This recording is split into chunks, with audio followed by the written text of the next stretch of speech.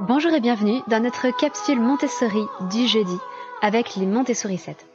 Je suis Anne-Laure Schneider, formatrice Montessori et maman de 5 enfants instruits en famille. Et tous les jeudis, pendant environ 5 minutes, je vous parle un peu plus en détail de la pédagogie Montessori pour vous aider à pouvoir la mettre en pratique à la maison. Aujourd'hui, je voudrais vous parler des félicitations et des encouragements et de la nuance entre les deux. Mais juste avant cela, je voudrais remercier chaudement Marie Mocassis qui a laissé cet avis sur Apple Podcast très récemment. Elle a écrit « Passionnant, utile, un bon rythme et une jolie voix. Merci Anne-Laure ». Et elle a même écrit ce qui m'a fait beaucoup rire dans le titre « d'utilité publique ». Alors puisqu'en ce moment, certains commerces restent ouverts parce qu'ils sont d'utilité publique, certaines entreprises reprennent le travail parce qu'elles sont d'utilité publique, eh bien, chez les Montessori 7, nous n'avons pas arrêté pendant toute la durée du confinement. Et peut-être qu'effectivement, nous sommes un peu d'utilité publique. En tout cas, merci beaucoup Marie Mocassis. N'oubliez pas que tous les notes, tous les avis que vous mettez sur Apple Podcast ou sur iTunes sont le meilleur moyen de faire connaître le travail des Montessori 7, tout ce que nous faisons ici, et d'aider d'autres familles qui auraient peut-être besoin de ces réflexions, de ces informations. C'est le meilleur moyen pour qu'Apple Podcast recommande ce podcast à d'autres personnes. Donc n'hésitez pas à mettre une note et un avis sur Apple Podcast ou iTunes. Revenons-en aux félicitations. Il y a eu toute une mode pendant des années et des années qui consistait à féliciter les enfants pour leur donner davantage confiance en eux. Parce qu'on avait compris que les compétences, l'intelligence, les connaissances, sans la confiance en soi, malheureusement cela ne servait à rien. Donc on s'est dit qu'on allait féliciter nos enfants, les complimenter sur tout et n'importe quoi. Manque de chance, ça ne suffit pas. On en a parlé dans le podcast numéro 7 sur l'état d'esprit fixe et de développement. Féliciter peut avoir des conséquences négatives sur le long terme. Mais on sait toutefois qu'il y a un effet qui s'appelle l'effet Pygmalion entre l'enseignant, l'éducateur, le parent, enfin bref, la personne qui a de l'autorité sur l'enfant et l'enfant, et que cet effet a pour conséquence que l'enfant petit à petit va se conformer à l'image que l'éducateur a de lui. Juste pour vous résumer très rapidement l'expérience qui a donné lieu à ce nom d'effet Pygmalion, on a dans une école passé un message aux enseignants en leur disant « Tous les élèves ont passé un test de QI et voici leurs résultats ». Et les résultats avaient été attribués de façon totalement aléatoire. Donc, on disait aux enseignants que tel et tel enfant avait des scores d'intelligence très supérieurs à la normale, que d'autres avaient des scores d'intelligence inférieurs à la normale, et que d'autres étaient dans la moyenne.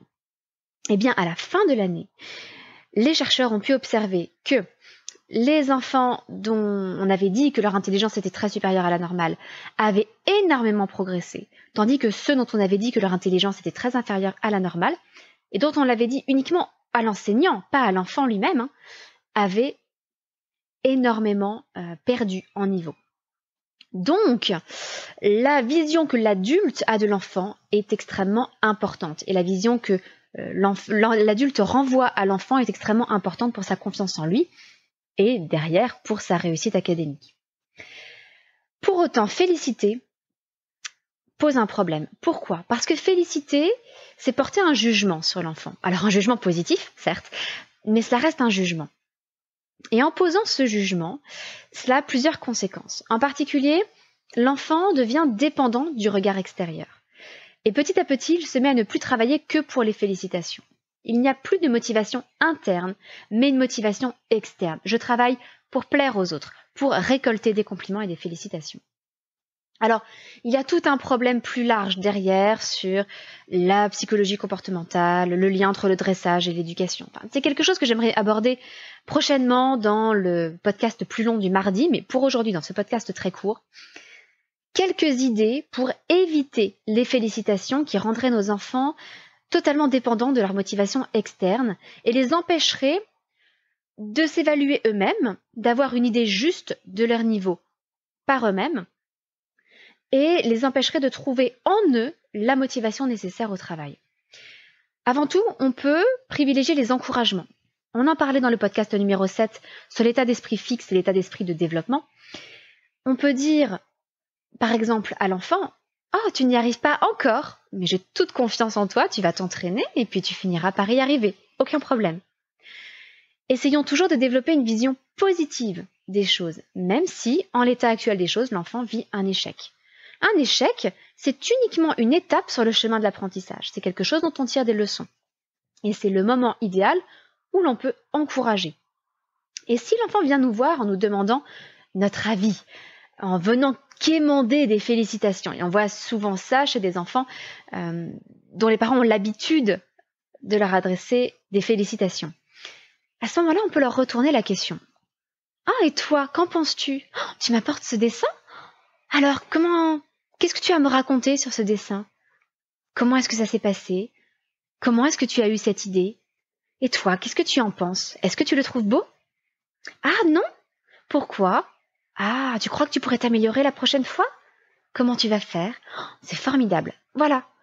On peut avoir une vraie conversation, quelque chose d'enrichissant, quelque chose qui va aider l'enfant à développer son processus d'apprentissage, plutôt que de le féliciter et qu'au final, tout s'arrête là. Ah bon, j'ai réussi. Bon, c'est fini, je n'y toucherai plus. Dernière chose que l'on peut faire, c'est répondre à l'enfant comme on répondrait à un ami ou une amie. On ne dirait jamais à un ami « Je suis tellement fière de toi !» Non, bien sûr que non.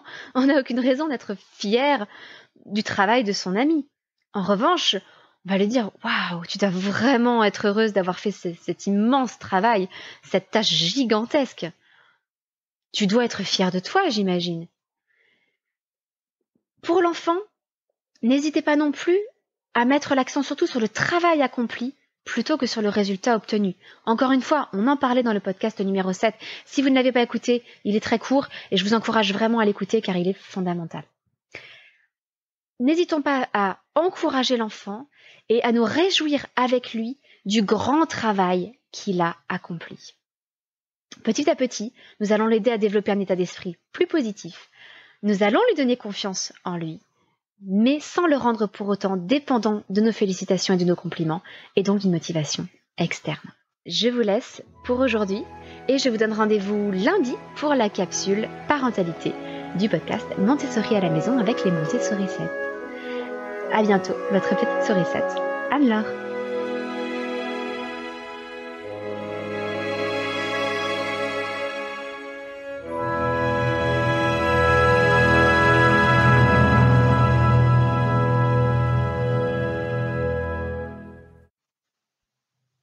Avant de partir, n'oubliez pas si vous avez un projet d'instruire vos enfants en famille ou de pratiquer le co-schooling, c'est-à-dire de poursuivre les apprentissages avec vos enfants en parallèle de l'école, le tout avec la pédagogie Montessori, vous n'aurez pas envie de rater les offres exceptionnelles que je vous propose. Donc n'oubliez pas d'aller voir les liens dans la description de votre épisode et peut-être que je vous retrouverai très vite en formation.